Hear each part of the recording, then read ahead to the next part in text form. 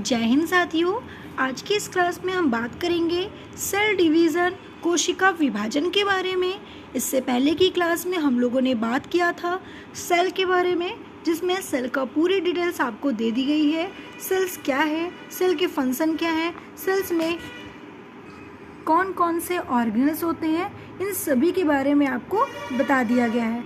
आइए देखते हैं इस वीडियो के माध्यम से सेल डिवीज़न क्या है। एनिमेशन के माध्यम से हम समझेंगे सेल डिवीज़न के बारे में। सबसे पहले बात करते हैं सेल डिवीज़न है क्या। डिवीज़न जिसका मतलब होता है विभाजन करना। किसकी बात कर रहे हैं? कोशिका का। तो कोशिका को विभाजन करना, कोशिका को विभाजन करके एक नई कोशिका का निर्माण करना ही कोशिका विभाजन कहलाता है। लेकिन कैसी कोशिका का विभाजन करना? पुरानी सेल्स का।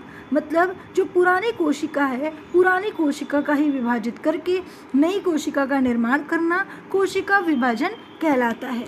जैसा कि जिस जैविक प्रक्रिया द्वारा एक कोशिका विभाजित होकर दो या दो से अधिक कोशिकाओं उत्पन्न करती है, उसे कोशिका विभाजन कहते हैं, उसे सेल डिवीज़न कहते हैं। कोशिका विभाजन हमारे लिए क्यों ज़रूरी है? क्योंकि कोशिका का विभाजन नहीं होगा तो हमारे बॉडी में वृद्धि और विकास नहीं होंगे। क्योंकि वृद्धि और विकास के लिए हमें नए नए सेल्स की ज़रूरत होती है, और हमारे बॉडी में जो डेड सेल्स हैं, डैमेज सेल्स हैं, उनको रिमूव करके नए सेल का निर्माण करना ज़रूरी होता है, जिसके कारण हमारी बॉडी में वृद्धि और विकास हो सके। इसीलिए सेल का डिवीज़न होना हमारे बॉडी के लिए बहुत ज़रूरी है। यदि हम सेल डिवीज़न नहीं करते हैं तो हमारे बॉडी में रिप्रोडक्शन, प्रजनन भी नहीं हो पाएगा, और अगर सेल डिवीज़न हमारे बॉडी में रुक जाता है तो हमारा ब्रेन ट्यूमर जैसे हमारे चांसेस या ब्रेन कैंसर जैसे चांसेस भी हो जाते हैं। हम बात करते हैं कोशिका विभाजन की खोज के बारे में।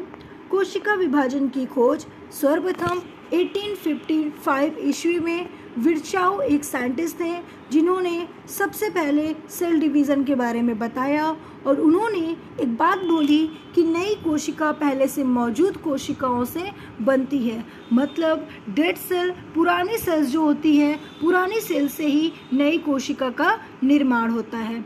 ओमनिस सेलुला ई सेलुला, ठीक है, इन्होंने ये बात बोली कि ओमनी सेलुला ई सेलुला की कोशिका का निर्माण पुरानी कोशिका से ही होता है। जैसा कि यहाँ पे आप देख पा रहे हैं कि एक पेरेंट सेल्स है जिसने डीएनए रिप्लिकेट करके दो नए डॉटर सेल का निर्माण किया है। इसी प्रोसेस को हम कोशिका विभाजन या सेल डिवीज़न कहते हैं। सेल डिवीज़न के बारे में एक साइंटिस्ट ने और भी बताया था, जिनका नाम है वाल्टर फ्लेमिंग। वाल्टर फ्लेमिंग ने 1882 में कोशिका के इस विभाजन को मिटोसिस समसूत्री विभाजन के नाम दिया था। अगर आपसे एग्जाम में पूछा जाए कि समसूत्री विभाजन की खोज किसने की थी या नाम किसने दिया था, तो वाल्टर फ्लेमिंग के द्वारा 1882 में समसूत्री विभाजन की खोज हुई थी। लेकिन वहीं पर अगर कोशिका विभाजन के डिस्कवर्ड के बारे में बात किया जाए तो विर्चाउ एक साइंटिस्ट थे, जिन्होंने बताया कि पुरानी कोशिका से ही नई कोशिका का निर्माण होता है। अब हम जानते हैं कोशिका के प्रकार, types of cell division. There are 3 types of cell division. कोशिका के 3 प्रकार हैं। सूत्री विभाजन, जिसे समसूत्री विभाजन के नाम से भी जानते हैं, आसूत्री विभाजन और अर्धसूत्री विभाजन। आसूत्री विभाजन जो प्रोकैरियोटिक जीवों में होता है, जितने भी प्रोकैरियोटिक प्रकार के जीव होंगे उसमें आसूत्री विभाजन होता है। सूत्री विभाजन या समसूत्री विभाजन ये कायिक कोशिकाओं में होता है, और यहीं पर अर्धसूत्री विभाजन की बात की जाए तो जननिक कोशिकाओं में अर्धसूत्री विभाजन होता है। तो हम लोग एक एक करके जानेंगे कि क्या होता है समसूत्री, आसूत्री और अर्धसूत्री विभाजन। सबसे पहले हम सूत्री विभाजन की बात करते हैं, जिसे समसूत्री या मिटोसिस के नाम से जाना जाता है। समसूत्री विभाजन की प्रक्रिया को जंतु कोशिकाओं में सबसे पहले जर्मनी के जीव वैज्ञानिक वॉल्थेयर फ्लेमिंग या वर्ल्डेयर, यहाँ पे मिस्टेक हो गया है, वर्ल्डेयर फ्लेमिंग ने 1879 में देखा था और उन्होंने 1882 में इस प्रक्रिया को माइटोसिस नाम दिया था। 1879 में इन्होंने इसके बारे में जाना और नामकरण इसका 1882 में किया और इसे बताया कि इसे हम माइटोसिस के नाम से जानते हैं। यह विभाजन कायिक कोशिका सोमैटिक सेल में होता है। हमारा सूत्री विभाजन सोमैटिक सेल्स में होता है, जिसका काम होता है घाव भरने का कार्य करना और कटे फटे अंगों की मरम्मत करना। यदि आपके बॉडी में किसी तरीके का घाव हो गया है, किसी तरीके का कट फट गया है, तो उसके घाव को भरने का काम सूत्री विभाजन का काम होता है। मतलब वहाँ की सेल को रिमूव करके एक न्यू सेल का बना देना या उसके घाव को हटाकर उसे भर देना, इन सभी का फंक्शन किसका होता है? सूत्री विभाजन का होता है। तो आपके शरीर में घाव भरने का काम सेल डिवीज़न करता है। अब हम बात करते हैं थोड़ा सा डिटेल्स में। इस प्रक्रिया में जो आपकी सेल डिवीज़न की समसूत्री प्रक्रिया होती है, समसूत्री विभाजन जो होता है, उस प्रक्रिया में जो मातृ कोशिका होती है, मातृ कोशिका का मतलब कि जो पेरेंट सेल्स होती हैं, पेरेंट सेल्स जो होती हैं वो डॉटर सेल्स का निर्माण करती हैं। जो यहाँ पे आप देख पा रहे हैं कि एक पेरेंट सेल्स है जिसने माइटोसिस की प्रक्रिया से दो डॉटर सेल्स का निर्माण किया है। प्रत्येक पुत्री कोशिकाओं में गुणसूत्रों की जो मातृ कोशिकाओं में उपस्थित गुणसूत्र होंगे उनकी संख्या क्या होगी? इक्वल होगी। मतलब जितने पेरेंट सेल्स में होंगे उतने ही डॉटर सेल्स में होंगे और वो भी दोनों इक्वल होंगे, जो आप स्ट्रक्चर के माध्यम से देख पा रहे हैं। अब हम बात करते हैं कि क्रोमोसोम क्या होता है। यदि क्रोमोसोम की हम बात करते हैं तो क्रोमोसोम का डिस्कवर्ड वर्ल्डेयर नामक एक वैज्ञानिक थे, जिन्होंने क्रोमोसोम का नामकरण किया था और स्टार्चबर्गर इन्होंने क्रोमोसोम के बारे में बताया था। क्रोमोसोम हमारे शरीर में जेंडर डिसाइड करने का काम करता है। जैसा कि अगर हम बात करते हैं, हम जैसे मेल है कि फीमेल है, ये हमारी प्रेगनेंसी में अगर कोई भी फीमेल कैंडिडेट्स प्रेगनेंसी में होता है तो वहाँ पे ये जो क्रोमोसोम होता है वही डिसाइड करता है कि मेल कैंडिडेट्स होंगे कि फीमेल होंगे। तो ये जनरेट करने का काम क्रोमोसोम का होता है। वहीं पर क्रोमोसोम में छोटे छोटे कुछ मॉलिक्यूल्स होते हैं जिसे हम लोग जीन कहते हैं, और उस जीन का काम होता है कैरेक्टर डिसाइड करना।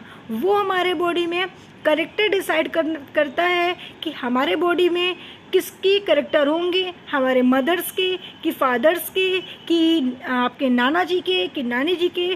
कैरेक्टर डिसाइड करने का काम हमारा जीन करता है। तो इस तरीके से हमारा क्रोमोसोम और जीन का काम होता है। हमारा जो क्रोमोसोम होता है वो किससे मिलकर बना होता है? तो आपको बताना है कि क्रोमैटिन का ही लार्ज पार्ट हमारा क्रोमोसोम कहलाता है। क्रोमैटिन जो होता है वो किससे मिलकर बना होता है? तो डीएनए और हिस्टोन प्रोटीन से मिलकर हमारा क्रोमैटिन बनता है। क्रोमैटिन का लार्ज पार्ट क्रोमोसोम कहलाता है। अब हम बात करेंगे समसूत्री विभाजन की अवस्था के बारे में।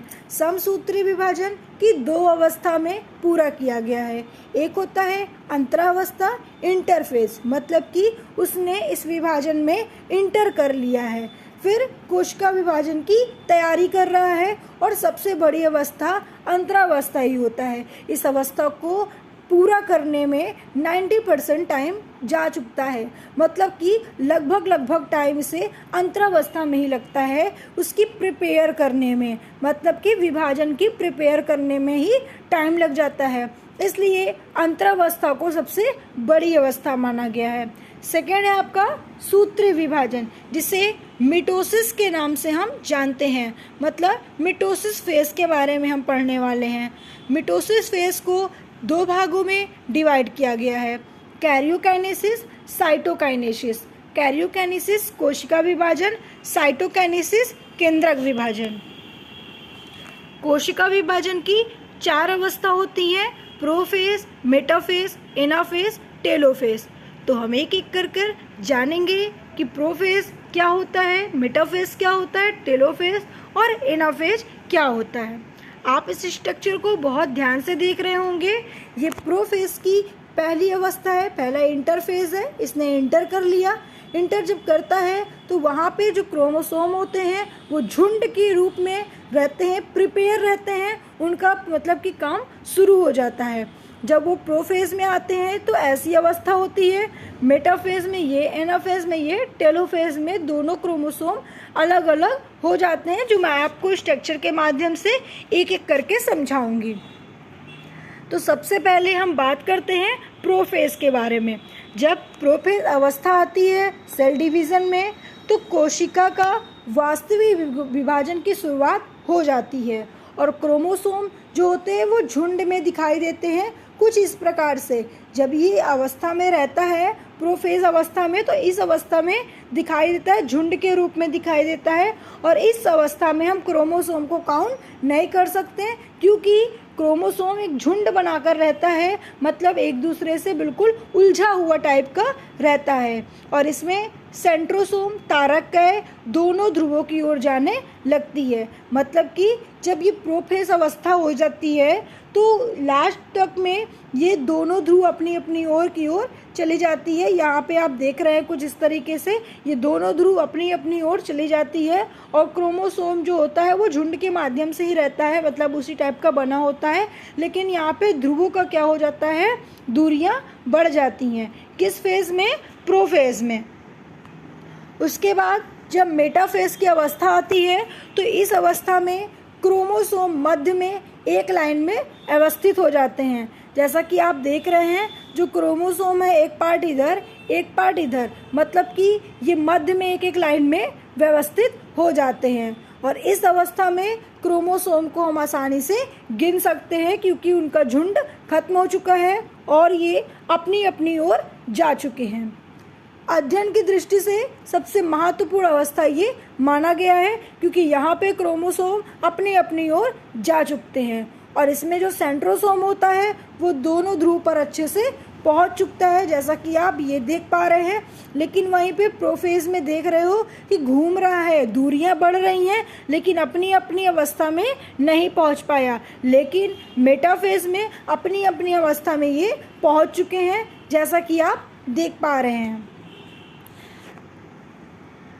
जो आपका सेंट्रोसोम होता है तारककाय से तर्क तंतु निकलने लगते हैं। तर्क तंतु जो आप देख रहे हैं ये निकल रहा है, ठीक है, ये तर्क तंतु है, मतलब कि स्पैंडल फाइबर, मतलब क्रोमोसोम, ये आपका क्रोमोसोम मध्य में एक लाइन में व्यवस्थित हो जाता है और इसमें से छोटे छोटे तर्क तंतु निकलने लगते हैं अपने अपने ध्रुवों की ओर। तो इस अवस्था में हम लोगों ने देखा कि क्रोमोसोम एक लाइन में मध्य के एक लाइन में व्यवस्थित हो गए हैं और आसानी से इन्हें हम गिन सकते हैं। और इससे हम लोगों ने देखा कि तारककाय दोनों ध्रुवों पर पहुंच जाते हैं और तारककाय से तर्क तंतु निकल आते हैं।